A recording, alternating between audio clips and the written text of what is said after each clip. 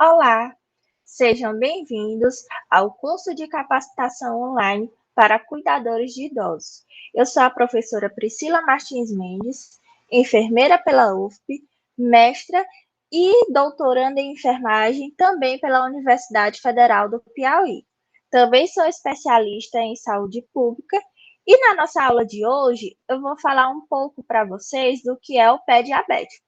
Então, o tema da aula de hoje é pé diabético e outras feridas, prevenção, cuidados e tratamento.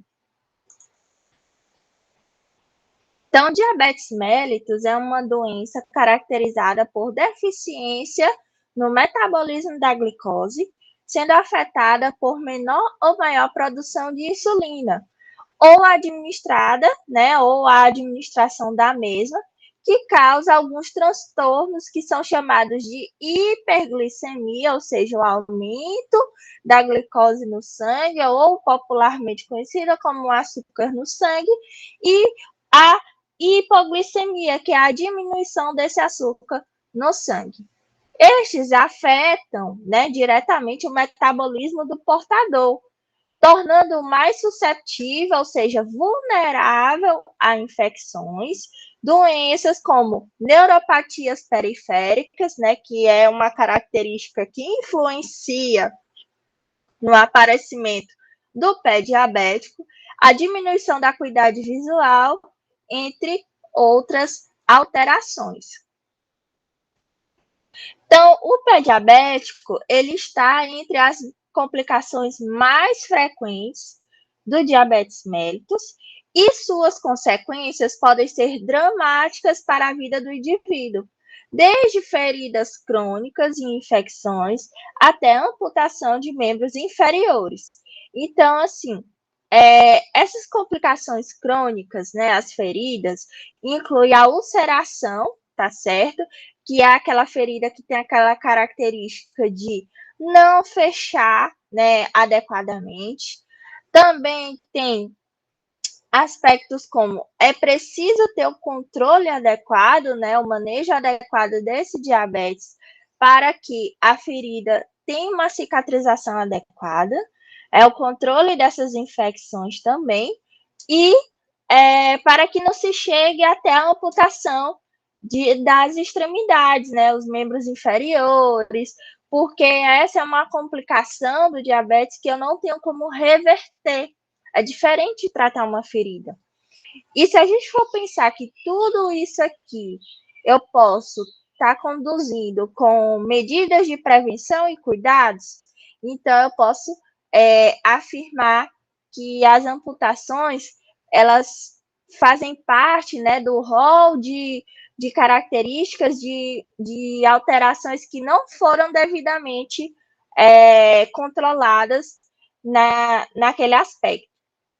Então, o exame periódico dos pés, ele vai propiciar a identificação precoce e o tratamento oportuno das alterações encontradas, possibilitando, assim, a prevenção de um número expressivo de complicações do pé diabético. Então, vejam bem, se eu tiver uma rotina de inspecionar os pés, eu consigo identificar um ressecamento, uma descamação, uma micose, uma ferida que ainda está em estágio inicial, que eu consigo manejar ela adequadamente, uma calosidade, né, que até então não tinha percebido, né?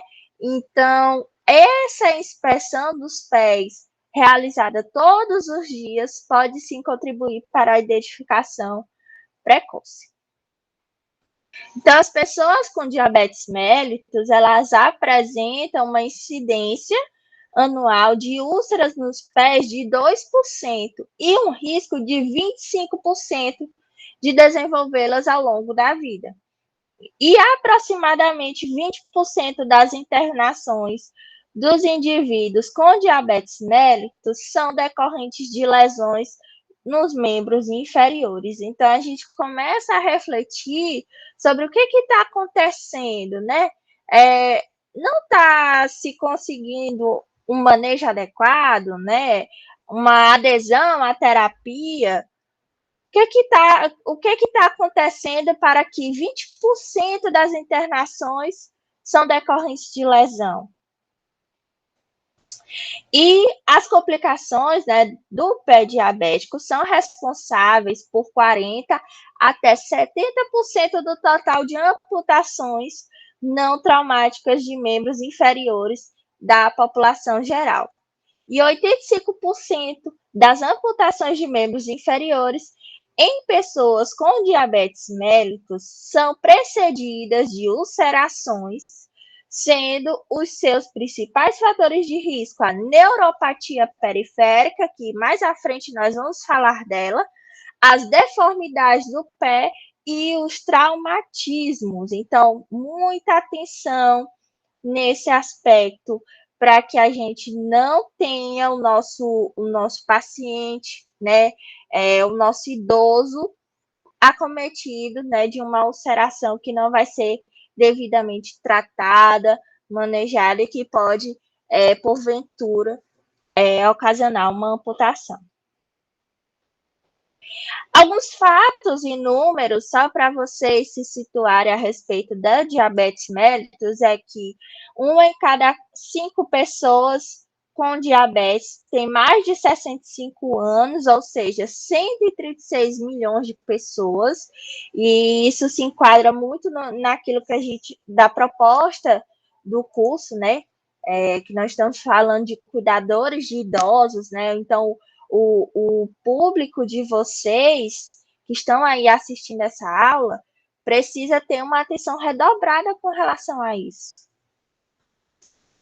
1 em cada 11 adultos, né, de 20 a 79 anos, tem diabetes, o que corresponde a 463 milhões de pessoas.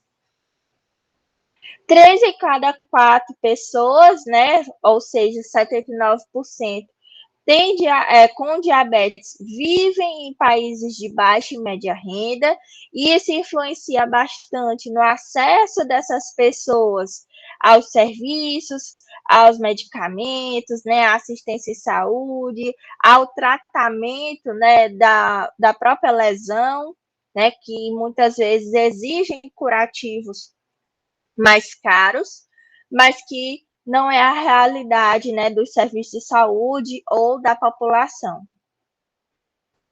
10% dos gastos globais com saúde são gastos com diabetes, ou seja, gera uma repercussão, sim, na economia, e esse dado, ele traz em torno de 760 bilhões de dólares, né, que corresponde a esses gastos globais.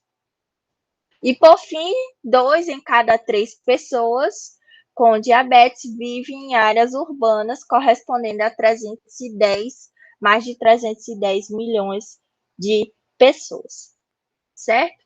Então, assim, uma vez que a gente já começou introduzindo, falando um pouco do diabetes, né, de suas complicações, de fato, agora a gente começa a entrar no que é o objetivo da nossa aula de hoje, que é o pé diabético.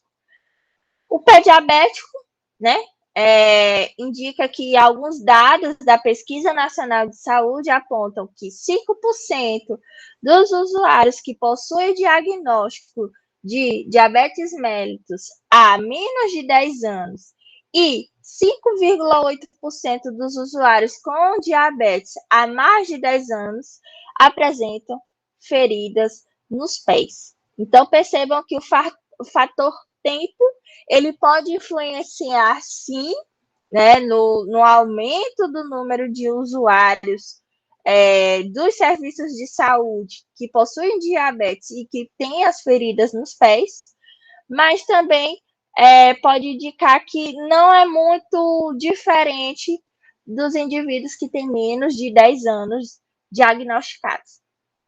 Então, a amputação de membros, ela ocorre de 0,7% e 2,4% desses usuários, respectivamente, ou seja, indivíduos que têm menos de 10 anos, né, desse diagnóstico, têm a amputação de membros bem menor quando comparado aos indivíduos com mais de 10 anos de diagnóstico. E um percentual bastante significativo, né, considerando a amputação é uma complicação irreversível, com implicações físicas, mentais e sociais extremas. E a amputação de membros é aquilo que eu quero evitar. E antes de evitar essa amputação, eu ainda quero evitar o quê? O pé diabético. Então, eu preciso estar atento a medidas de controle, de manejo, para que o meu idoso não tenha, né, de fato, o pé diabético. A neuropatia periférica, né, a causa dela não é extremamente conhecida, mas provavelmente ela é multifatorial, ou seja, vários fatores podem influenciar no aparecimento dessa neuropatia periférica. E ela pode ser bilateral e simétrica, ou seja, nos dois membros, né, de forma simultânea. E qual é a característica da pessoa que possui neuropatia periférica? São pacientes que possuem dor, parestesia, que é o nome que a gente dá para o formigamento, a dormência, a redução ou ausência da sensibilidade e a temperatura, né, a redução ou ausência da temperatura também dos pés e das pernas. A dor neuropática, ela pode ser descrita como uma dor isquêmica em que os pacientes referem alívio ao caminhar, ou seja, é importante que o indivíduo tenha uma rotina, um hábito de fazer pequenas caminhadas para manter uma circulação adequada nesses membros inferiores, bem como se ele já tiver esse quadro de dor isquêmica, né, essa queixa de dor, ele pode ter um alívio ao fazer uma caminhada.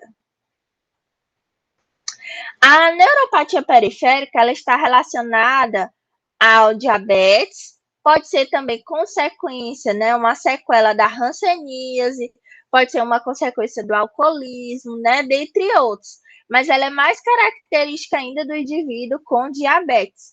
E a neuropatia, ela pode levar, sim,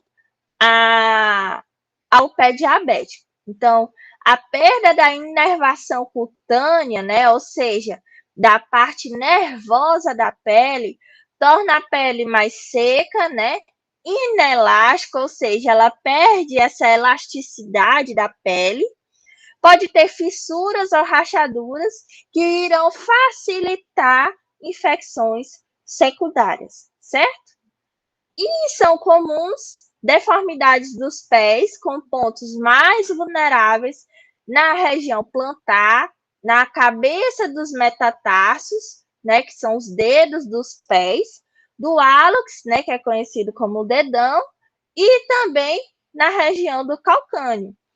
Então, muita atenção, né, nas características dos pés, né, quando vocês tiverem acesso a essa aula, depois comece a analisar os pés dos idosos que vocês têm contato, né, que vocês começam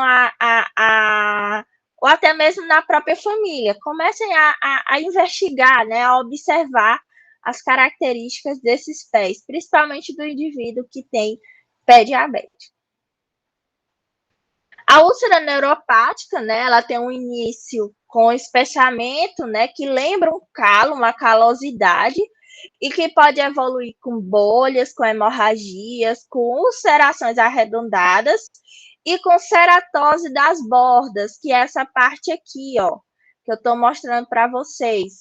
Essa borda mais espessa, né, que isso tudo aqui é um tecido que ele não é viável, né, ou seja, é um tecido que enquanto ele estiver aqui, eu não consigo fechar essa ferida, certo? E ela aumenta bastante a pressão. Se vocês forem observar, é um volume grande, né, nesse pé. Tem algumas causas, né, ou fatores de risco. O primeiro deles é o diabetes mal controlado, em pacientes que já têm a neuropatia periférica, mas que ainda não foi identificada. O sapato inadequado também é um fator muito forte para o aparecimento dessas feridas. A hanseníase, no caso, seria uma sequela da hanseníase, e o alcoolismo pesado. Então, aquele indivíduo que já tem anos de alcoolismo pode sim desenvolver a úlcera neuropática.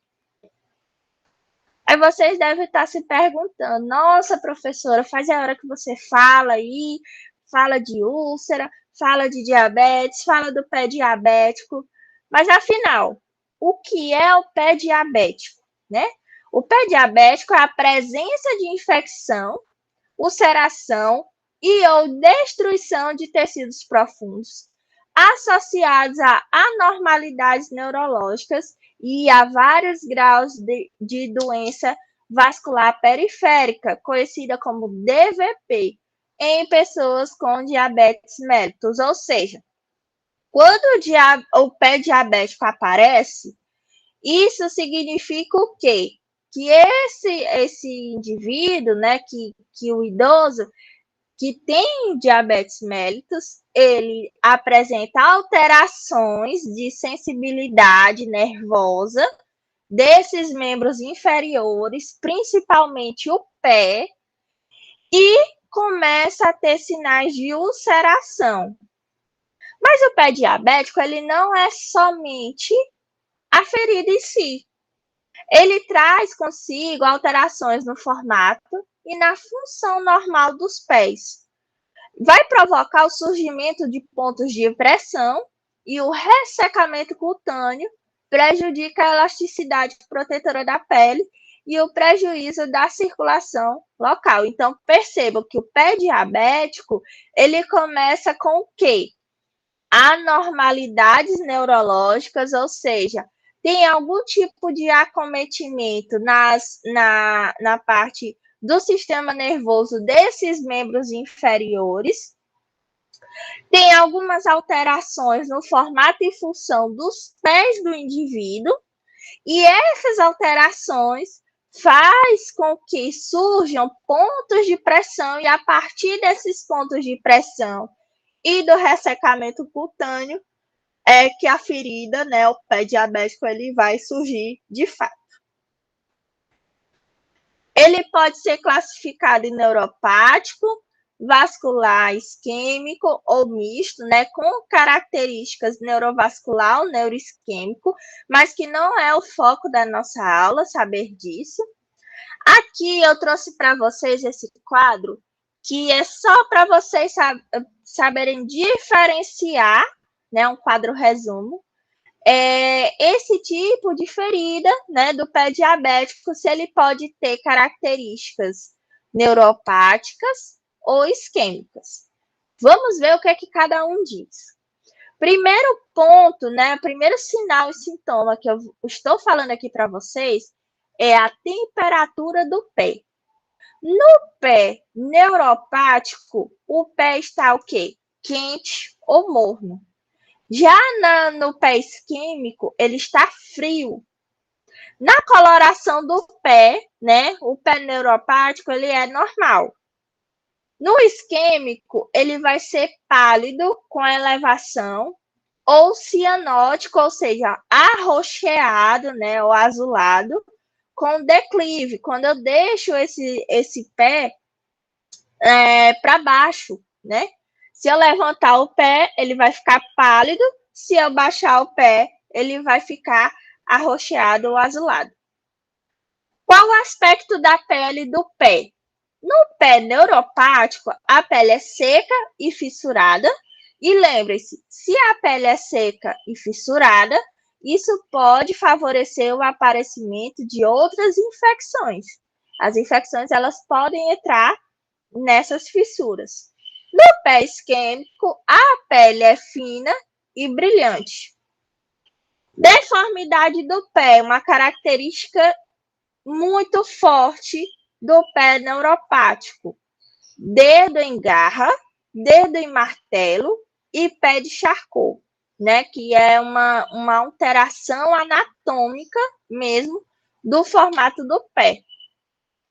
No isquêmico, as deformidades elas estão ausentes, então eu não vou ter nenhum tipo de alteração nesse sentido. Com relação à acessibilidade, no pé neuropático, ela é diminuída ou alterada.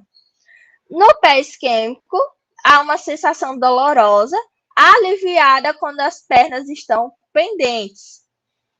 Os pulsos amplos e simétricos no pé neuropático, ou seja, eles estão normais, né, e iguais quando eu comparo o membro com o outro. No pé isquêmico, os pulsos estão diminuídos ou ausentes.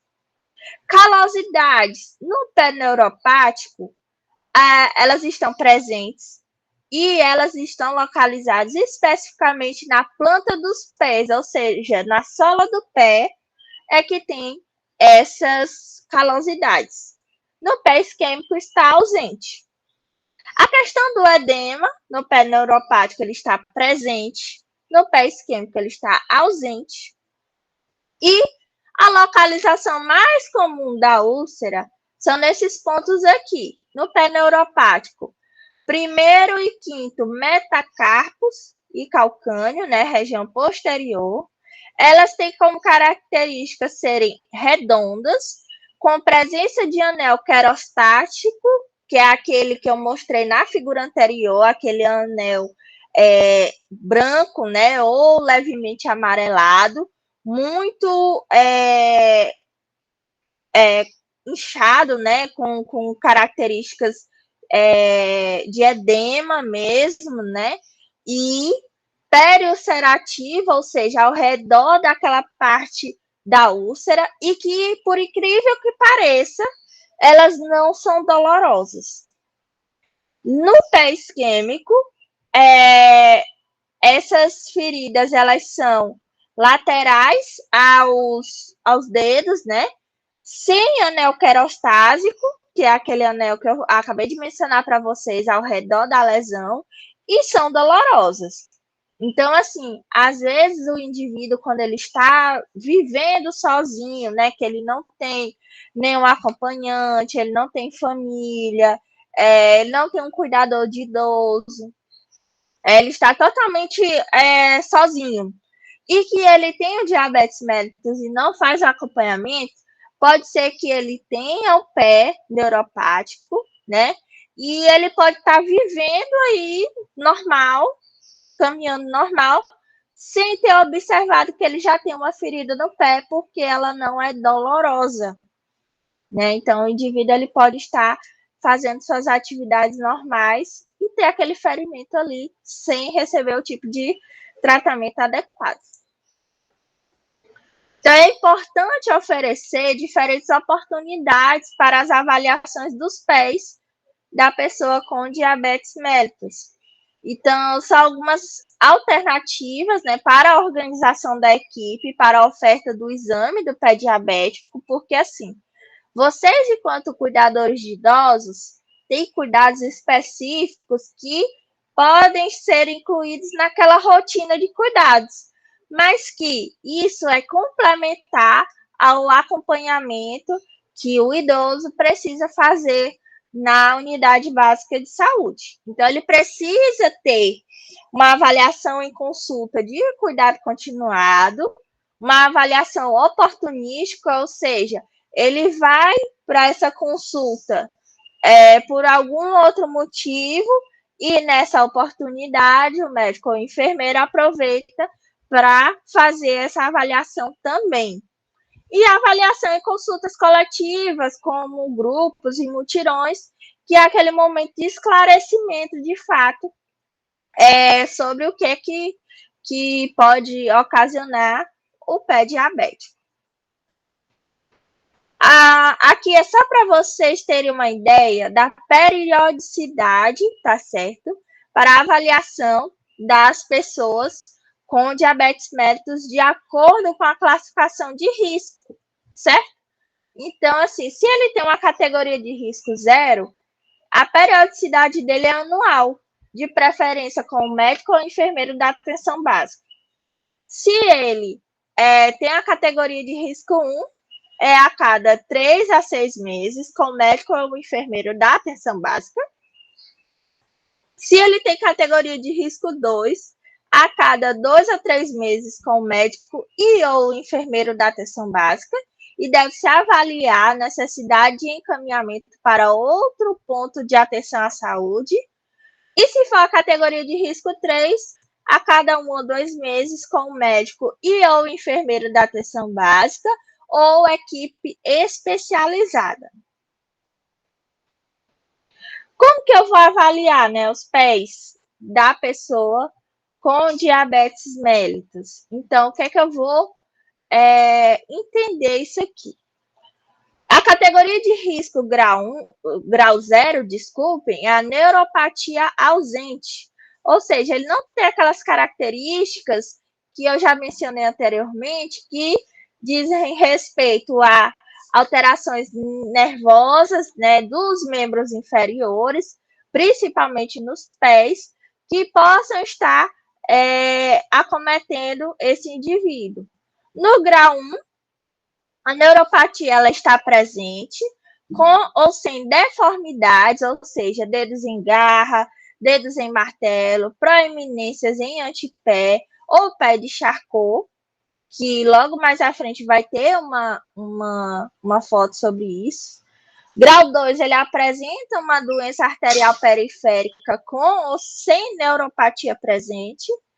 E no grau 3, história de úlcera e ou amputação desses membros inferiores. Então, se esse indivíduo ele apresenta essa história de úlcera ou amputação, ele precisa, sim, ser avaliado adequadamente. Com relação à parte de anamnese, isso fica mais restrito aos profissionais da saúde, mas é só para que vocês tenham ciência do que é que pode ser perguntado, né, ao indivíduo com relação a isso. Então, qual o seu tempo de doença, né, do diabetes mellitus? Como está o controle glicêmico? Qual a história de complicações micro e macrovasculares, ou seja, nos vasos sanguíneos? A história de úlceras e de amputações. Se tem histórico de tabagismo, ou seja, se o indivíduo fuma, por quanto tempo fuma, ou se já deixou de fumar, e por quanto tempo, qual a quantidade. Dor e desconforto em membros inferiores, cuidados de higiene e proteção dos pés e a qualidade da acuidade visual, ou seja, o indivíduo que tem diabetes mellitus, ele precisa de um acompanhamento de um oftalmologista para verificar se tem alguma alteração visual, ou seja, se está tudo bem com a pressão do olho, se está tudo bem com a retina. Então, sempre fazer esse tipo de avaliação. Aí vocês devem estar se perguntando, tá, e onde que eu entro nessa história toda, né? Porque tem uma parte aqui que eu mencionei para vocês que foi a título de conhecimento mesmo, de saber o porquê de fazer essa rotina, né, de acompanhamento a cada 3 meses, a cada 6 meses, anualmente, né, de acordo com os sinais e sintomas que esse indivíduo, né, demonstra. Mas aí a gente chega naquela parte, como que eu vou avaliar o pé, né? Então, muitas coisas aqui vocês já vão começar a visualizar se o seu idoso tem ou não, tá bom? Então, a primeira coisa é avaliar a anatomia e a presença de deformidades, que são características do pé diabético. Então, algumas alterações, né, que a gente pode ver aqui na figura, elas mostram características que são pertinentes do pé diabético, como essa alteração anatômica aqui, que a gente vai ver que ela é conhecida como pé de Charcot, e esses pontos de pressão aqui, que se a gente for parar para pensar, os sapatos, eles podem sim proporcionar ferimentos nessas regiões.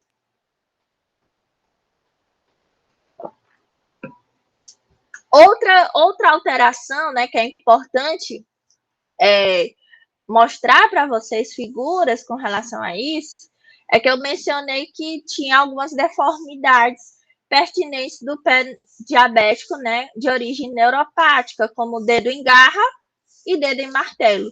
O dedo em garra, ele fica nessa conformação, né, e é rígido, né, o dedo ele não vai voltar para o normal.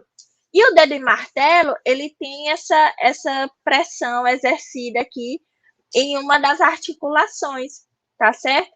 Então, as duas formas, elas proporcionam o aparecimento de feridas, né, de úlceras nessas regiões aqui que eu estou apontando para vocês no laser. Aqui é só para vocês verem, né, a diferença, né, e essas regiões aqui, ó, que ficam de atrito mesmo com o sapato. Por isso que se fala que o sapato, né, da pessoa, do indivíduo portador de pé diabético, ele precisa ser adequado, ele precisa ter o tamanho adequado, justamente por isso, certo? Outra alteração também que eu falei para vocês é o pé de Charcot, que ele tem essa aparência mesmo de não ter a cava do pé. Então, é como se o pé ele fosse bem inchado, né? Então, há um desabamento mesmo do arco plantar. O que era para ter uma curva aqui, ó, que é o normal, não tem, certo? E quando o indivíduo ele tem esse desabamento do arco plantar, pode acontecer a ulceração assim, que é o pé de Charcot na fase crônica, com uma ferida que a gente chama de mal perfurante plantar, né? Que é uma ferida extensa e profunda, ou seja, que é difícil de se tratar e que ela é acometida justamente por conta dessa pressão exercida na área desse desabamento plantar. Então, percebam aqui como é a aparência, né, dessa ferida, né? Tem aquelas características que eu mencionei para vocês. A questão dessas bordas, né, que elas não são tão viáveis assim, né? O que eu preciso me atentar é essa parte interna e remover tudo aquilo que não for viável, né? Para proporcionar justamente essa cicatrização. São vocês que vão fazer isso, essa remoção? Não. O indivíduo que ele tem o pé de Charcot, né, dessa forma aqui, o mal perfurante plantar, ele precisa de um acompanhamento especializado, tá certo? Então, assim, tem que ser acompanhado por profissionais da saúde, não extinguindo os demais cuidados que ele precisa ter. Também na presença de neuropatia diabética, né, os pés, eles frequentemente encontram-se nessa aparência, né, de pele ressecada, as rachaduras nos pés. Então, muita atenção, né, para a hidratação desses pés, para que não aconteça essas rachaduras, porque isso irá contribuir, de fato, para o aparecimento de outras infecções. E também com relação à coloração, à temperatura e distribuição de pelos, que eu mencionei lá naquele quadro vermelho, quando a pele está pálida, né, avermelhada, azulada ou arroxeada, mas sintomas de pele fria e os pelos estão ralos, né, nos pés, e isso são sinais de insuficiência arterial. Aí a gente lembra lá do pé isquêmico, né? Que até agora eu mostrei para vocês características de pés, né? Com alterações neuropáticas. E essas alterações que eu falo aqui para vocês, né, de coloração, elas estão mais ligadas ao pé isquêmico. Então, prestem atenção na coloração dos pés e compare um pé com o outro. Sempre compare uma mão com a outra, da mesma forma o pé com o outro pé. Também deve-se avaliar a integridade, né, das unhas e da pele, isso é importante. O acompanhamento desse indivíduo deve ser feito com avaliação neurológica, né? Essa avaliação neurológica ela é feita pelo enfermeiro ou pelo médico lá da estratégia de saúde da família. Por isso que é importante fazer o acompanhamento dele, né? Por mais que tenha um cuidador exclusivo, mas que seja feito esse acompanhamento para a avaliação da sensibilidade. Então, é utilizado, né, um teste com monofilamento e tem pontos específicos nos pés que são avaliados com a sensibilidade desse indivíduo. E cada monofilamento desse tem um peso e tem um significado diferente, né? Se o indivíduo sente ou não esse monofilamento. Se ele não sentir, então significa dizer que há, sim, há alterações neurológicas com relação a isso. E também avaliação vascular, que deve ser feita, né, durante as consultas especializadas ou até mesmo dentro da estratégia de saúde da família, que é a palpação do pulso, né, para saber se está tudo dentro da normalidade. E observar se essa palpação ela é feita em ambos os membros. Agora a gente chega numa parte muito importante, né? Que é a prevenção e cuidados com o pé diabético. Então, por que cuidar dos nossos pés? Por que cuidar dos pés dos idosos, né, dos indivíduos em que eu estou prestando o meu cuidado? É uma forma de mantê-los saudáveis e de prevenir complicações e o aparecimento dessas feridas, né, dessas ulcerações. Então, são estratégias de prevenção. Realizar, né, a inspeção diária dos pés do idoso, incluindo as áreas entre os dedos. Então, percebam aqui nessa imagem que já tem a presença de calosidade, e essas calosidades, elas são em pontos de pressão específicos, né, do pé. Então, verificar como está entre os dedos, tá certo? Inspecionar de fato tudo isso. Realizar a higiene regular dos pés do idoso e, em seguida, faça a secagem cuidadosa dele, principalmente entre os dedos. Se o idoso ele tiver autonomia, o que você vai fazer é inspecionar esse banho, né, essa higiene, e até mesmo ajudá-lo a fazer. Se ele não tiver autonomia para isso, você de fato vai precisar realizar essa higiene, né, dos pés. Então, sempre lembrar, fez a higiene regular dos pés, né, do idoso adequadamente, tem que secar. E não pode deixar a umidade nos pés, principalmente entre esses dedos. Então, passar a toalha entre os dedos. E durante esse processo, né, até mesmo de secagem, você pode estar fazendo a vistoria entre os dedos também. Cuidado também com a temperatura da água, ela deve estar sempre inferior a 37 graus, para evitar o risco de queimadura, e não deve se aplicar calor, né, com garrafas de água quente, cobertores elétricos, ou até mesmo aqueles escaldapés, não é algo interessante de se fazer em um indivíduo que está propenso a desenvolver o pé diabético, tá? Evite que o idoso ande descalço, seja em ambientes fechados ou ao ar livre. Então, sempre que ele estiver se locomovendo, tem que estar devidamente calçado. Antes de calçar os sapatos, coloque as meias, né, de preferência sem costura. E outro ponto também é que as meias, elas é uma recomendação no caso, o ideal é que elas sejam de cor clara, Por quê? Se tiver algum tipo de ferida, ou sangramento, ou calosidade que se rompeu, numa meia escura, isso não vai ser viável, né, de se visualizar. A não ser que você faça a vistoria de fato no pé. Mas numa meia de tom claro ou até mesmo branco é mais fácil de visualizar. As costuras, elas podem conferir pressões em pontos específicos e isso vai favorecer, né, de fato, o aparecimento de novas feridas.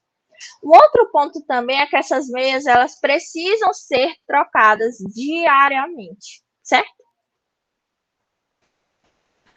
Nunca utilize meias apertadas ou meias acima do joelho. Deve-se inspecionar e palpar diariamente a parte interna dos calçados, à procura de objetos que possam machucar os pés do idoso, principalmente se os sapatos eles ficam fora da casa, né?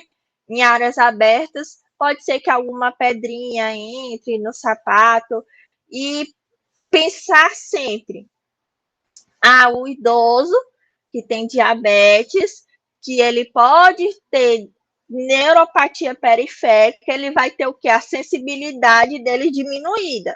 Então, pode ser que ele caminhe com uma pedrinha no sapato sem estar sentindo aquele incômodo que normalmente a gente sente. Então, por isso é importante fazer essa inspeção. Utilizar calçados confortáveis, né, e de tamanho adequado, evitando o uso de sapatos apertados ou com reentrâncias e costuras irregulares. Hoje o mercado ele dispõe de sapatos que eles são voltados para o público com diabetes, né, que tem problemas de desenvolver o pé diabético ou tem deformidade nos pés. Então, sempre procurar os sapatos mais confortáveis possíveis, tá certo? Trouxe até uma figura para ilustrar aqui para vocês. Outro ponto também é que não escolher palmilhas por conta própria, porque elas podem causar bolhas se não forem do formato exato dos pés dos nossos idosos. Então, se você não sabe escolher, né, as palmilhas, não tem como, peça ajuda especializada, né, para que, se for necessário utilizar palmilhas, que elas sejam adequadas para o indivíduo que precisa usar esse sapato especial. E uma dica importantíssima, né? Anota aí. Olha essa dica. Quando o idoso precisar comprar um sapato novo, é importante fazer essa compra no final da tarde. Por quê? Porque no final do dia, os pés eles costumam estar mais inchados, né? Por conta do próprio movimento do dia, né? Então, eles costumam inchar ligeiramente. Então, se você compra um sapato com o pé mais inchado, é melhor, né? Porque ele vai ficar de tamanho adequado. Se você comprar ele no início do dia, é muito comum que esse sapato ele possa ficar perdido ou então muito apertado. E lembre-se, se ele ficar apertado, é muito fácil causar úlceras. E é aquilo que eu não quero que aconteça, tá certo? Então, sempre pensar, tamanho adequado de sapato, eu devo comprar no final do dia por conta do inchaço. Devo usar cremes ou óleos hidratantes, né, para a pele seca. E eu não posso deixar loção hidratante entre os dedos dos pés. Sempre lembrar de visualizar como estão os dedos, né, entre os dedos dos pés. O corte das unhas, que também pode favorecer, né, o aparecimento de unhas encravadas ou até mesmo de feridas. No caso de unhas encravadas, ou até mesmo quando elas estão lascadas, né, saindo com lascas, né, por conta do uso de navalhas ou tesouras, deve-se procurar uma equipe de saúde para mostrar o que está acontecendo, né, com essa unha. Então, as unhas, elas devem ser cortadas de forma reta, né, em linha reta, e não fazendo essa curva que pode favorecer o quê? O aumento da pressão nos cantos das unhas e, consequentemente, a unha encravada. Outra coisa também, apareceu um calo no pé do idoso. Não posso cortar os calos ou calosidades. E eu não devo utilizar o quê? Medicações para tratar essas calosidades sem que tenha a prescrição médica, certo? Então, surgiu uma calosidade, eu vou levar esse idoso até a equipe de saúde para que ele seja avaliado adequadamente, certo? Essa remoção de calosidades, elas devem ser feitas por profissional da saúde, tá certo? Em momento oportuno e se necessário. Com relação a outras medidas de prevenção, se você começa a observar o idoso, né? E ele não está percebendo que o chão está frio ou quente, apresentar calos, rachaduras, bolhas e cortes, podem significar que os pés desse idoso está insensível. Ou seja, ele não está sentindo calor, frio, nem que teve um corte, nem que tem uma bolha que está inflamada, mas que ele não sente dor. Então, isso são características que levam a acreditar que o pé desse idoso está insensível. Então, outro ponto também é não deixar esse idoso sentado por longos períodos de tempo. Então, alternar posições de deitado, sentado, fazer uma caminhada leve, se for possível, né? Que a gente sabe que nem sempre é possível que eles façam essa caminhada, mas sempre está incentivando. Se o idoso fumar, incentive que ele não fume, tá certo? Mas que isso também é uma medida um pouco complicada, até mesmo quando já tem um hábito de fumar por longos períodos de tempo. Então, não tem como, a gente orienta, tá certo? Incentiva que ele deixe o fumo, que isso já vai ajudando a prevenir que não apareçam, né, as feridas do pé diabético. Os calos e calosidades, eles precisam e devem ser avaliados e tratados pela equipe de saúde, que eu já havia comentado isso para vocês.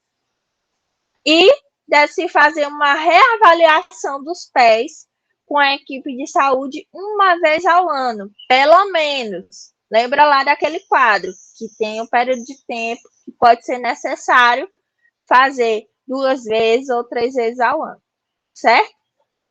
Então, procure imediatamente a unidade de saúde se uma bolha, um corte, um arranhão ou uma ferida aparecer. Por quê? Um corte e um arranhão, eles podem evoluir para uma infecção. E essa infecção precisa ser tratada adequadamente. Então, nada de remedinhos caseiros, tá certo? Procure a equipe de saúde e veja o que é que pode ser feito com relação a isso. E em caso de dúvidas, sempre procurar a equipe de saúde da sua localidade, tá? Ou de onde o idoso está cadastrado adequadamente. Com relação ao tratamento, né, que a gente vai avançando para o fim dessa aula, o objetivo primário, né, da avaliação periódica dos pés da pessoa com diabetes mellitus é a prevenção da úlcera, certo? Então, a evolução e o desenvolvimento de úlcera nos pés é algo comum e que ocorre em 25% dos indivíduos. Nesses casos, o objetivo ele muda. Ele passa a ser o quê? A cicatrização da ferida, a prevenção da amputação e a prevenção da recorrência. Por quê? O indivíduo teve o pé diabético e ele tratou. Se eu não continuar minhas medidas de prevenção, ele vai desenvolver novamente uma nova ulceração. E isso vai ficando recorrente. Então, sempre está com as medidas de prevenção alinhadas, né, de forma contínua, tá certo? Sempre está realizando isso. As terapias tópicas, ou seja, aquilo que eu vou colocar no local da ferida, tem como objetivo manter a úlcera limpa, úmida e coberta, favorecendo o processo de cicatrização. O enfermeiro e ou médico deverão avaliar a ferida e identificar os tecidos viáveis, que são os tecidos de granulação e epitelização. Ah, professora, eu não entendo que tecidos viáveis são esses. Tecidos viáveis, eles têm a coloração avermelhada ou rosada. Avermelhada, tecido de granulação, e rosada, tecido de epitelização. Os tecidos inviáveis são as necrose seca, que é aquela necrose preta, e úmida, que é aquela necrose amarela. Então, esses são os tecidos enviados, eu preciso remover eles para conseguir tratar a minha úlcera. As terapias tópicas incluem a troca do curativo secundário, que ela deve ser realizada diariamente, e você, orientado, o cuidador, né, deve ser orientado sobre isso. Então, se você acompanha o idoso naquela consulta, na estratégia de saúde da família, e ele precisa de um curativo na úlcera, com certeza você será orientado a fazer essa troca. O curativo secundário é aquele que não está em contato direto com a ferida em si. Ou seja, tem um curativo que ele está ali em cima da ferida e tem um curativo que está acima desse curativo, que é o que eu chamo de curativo secundário, que esse eu preciso ficar trocando. O uso de gás umedecida com solução salina, que é o soro fisiológico, bem como outros tipos de curativos que cobrem, proporcionam um ambiente úmido para a ferida e que é útil ao tratamento. Uma curiosidade aqui para vocês é que uma ferida, para que ela seja fechada adequadamente, ela precisa de umidade. Se ela estiver seca, né, sem nenhum tipo de cobertura, sem um curativo com gás, com soro fisiológico, com um curativo especial, ela não vai conseguir fechar, porque as células elas precisam da umidade para se locomover.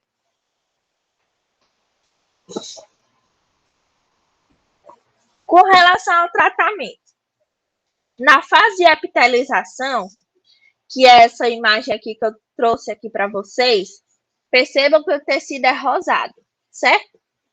Então, eu não tenho nenhum tipo de exudato. Exudato é um líquido que escorre da ferida. Não tem nenhuma quantidade dele.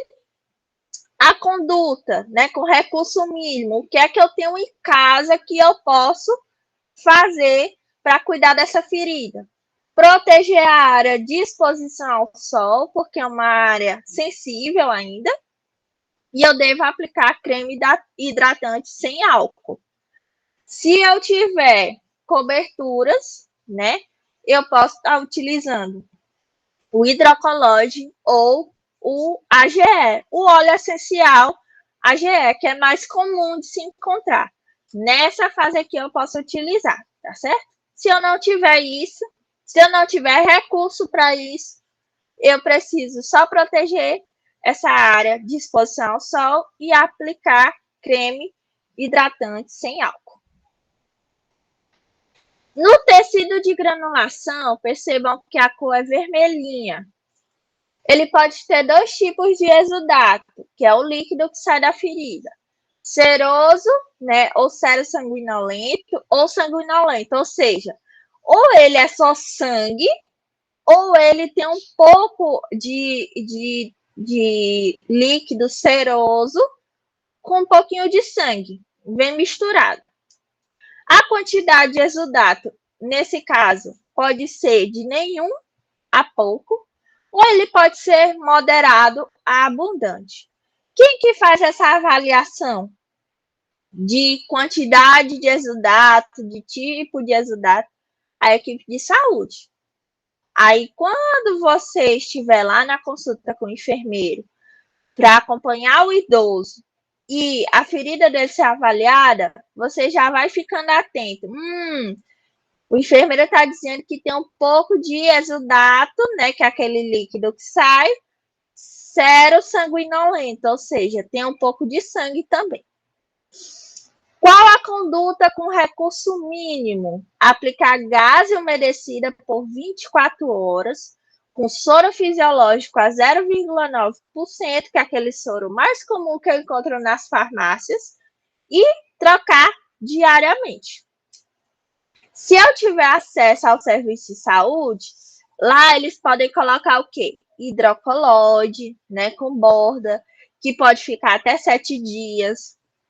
Podem colocar o alginato de cálcio e sódio, que pode ser trocado quando o curativo ele satura, ou seja, ele perde já a sua conformação normal, ou até no máximo 7 dias. O alginato de cálcio e sódio, que a troca dele é de 2 a 3 dias, correto?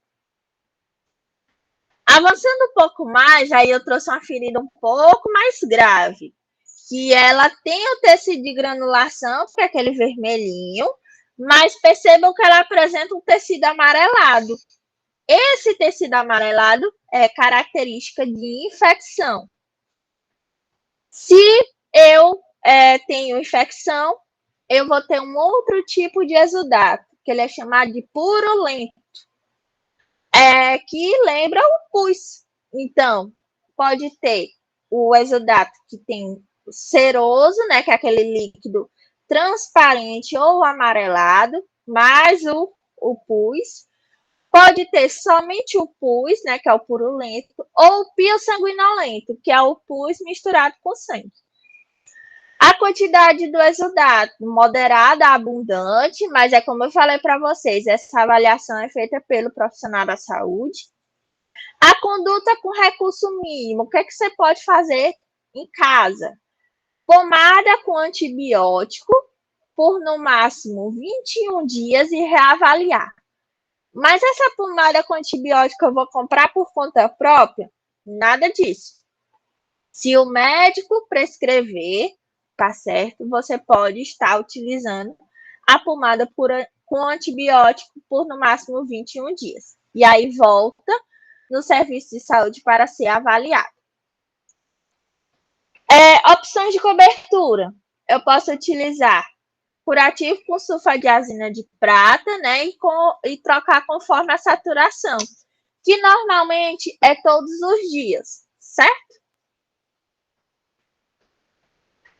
Aqui é um curativo ou uma ferida com necrose úmida, que também é chamada de esfacelo, que essa necrose é amarelada.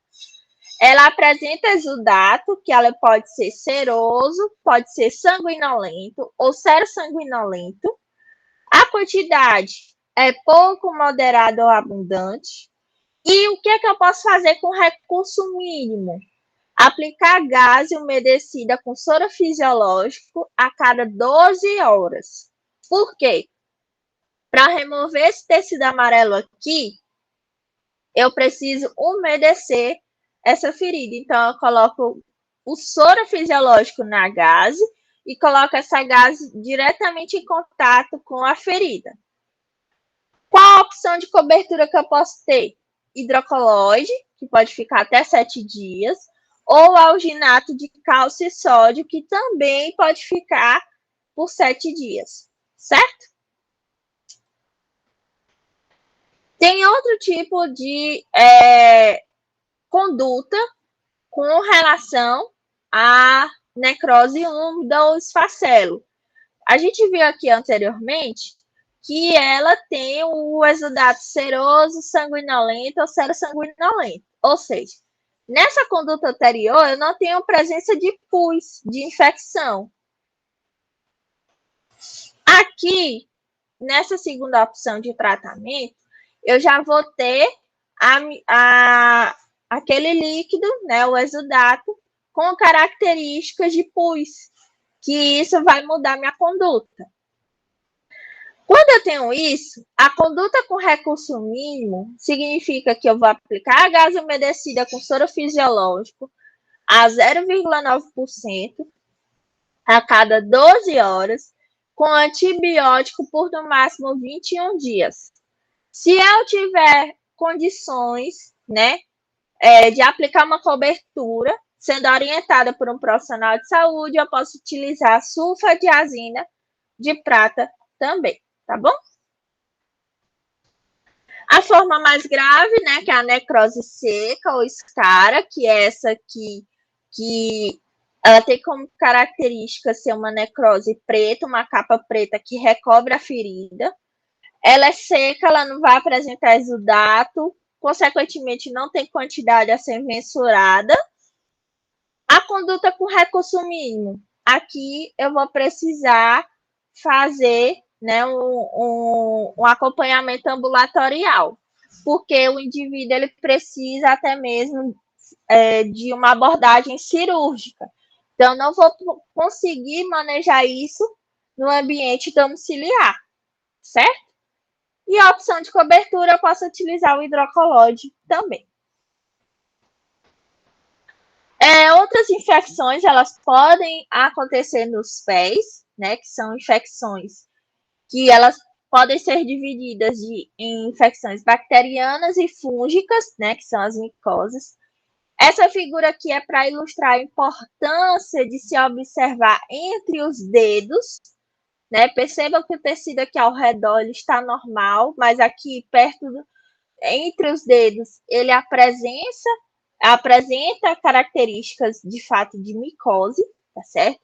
E a micose dos pés, ela é uma infecção fúngica, que ela pode ser conhecida como pé de atleta, certo? Elas são comuns nos espaços entre os dedos, mas que podem ocorrer em outras localizações dos pés. São frequentemente porta de entrada para infecções bacterianas, devendo sempre ser buscadas e tratadas. Qual a conduta que eu preciso ter diante disso? Tem tratamento tópico, né, com miconazol, com cetoconazol creme, que pode ser aplicado por 10 dias até a resolução completa do quadro, né? Porque isso aqui, se eu não tratar adequadamente, ele pode voltar, né? Ele pode ser recorrente, certo? Também pode ser utilizado o fluconazol, né, que é via oral, 150 miligramas, né, uma cápsula uma vez na semana, que é uma forma de tratar esse fungo. Nas infecções das unhas, que elas são conhecidas pelo nome científico de onicomicose, elas são mais frequentes em pessoas com diabetes. Então, as unhas, elas têm essa aparência aqui da figura. E uma vez que seu tratamento é prolongado e passível de efeitos colaterais relevantes, recomenda-se, sempre que possível, a confirmação diagnóstica com exame complementar, ou seja, é retirada uma amostra, né, dessa unha para que seja feito, de fato, uma avaliação, né, um exame complementar, a fim de saber, né, qual o diagnóstico correto. E aqui, a fim de tratamento, primeiro tem que saber se de fato é uma micose, né, pelas características clínicas, mas também pelo resultado do exame complementar, para entrar com as medicações que normalmente são medicações via oral. São cápsulas que o paciente ele vai precisar tomar por um período.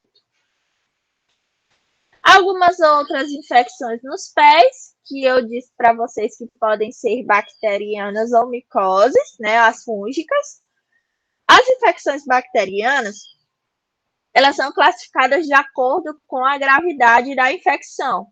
Sem infecção, se a infecção é leve, moderada ou grave. O que é correto afirmar é que O pé que está aqui nessa figura, que apresenta necrose, que apresenta ferida, que apresenta sinais de isquemia, que é esse arroxeado aqui, isso não é normal.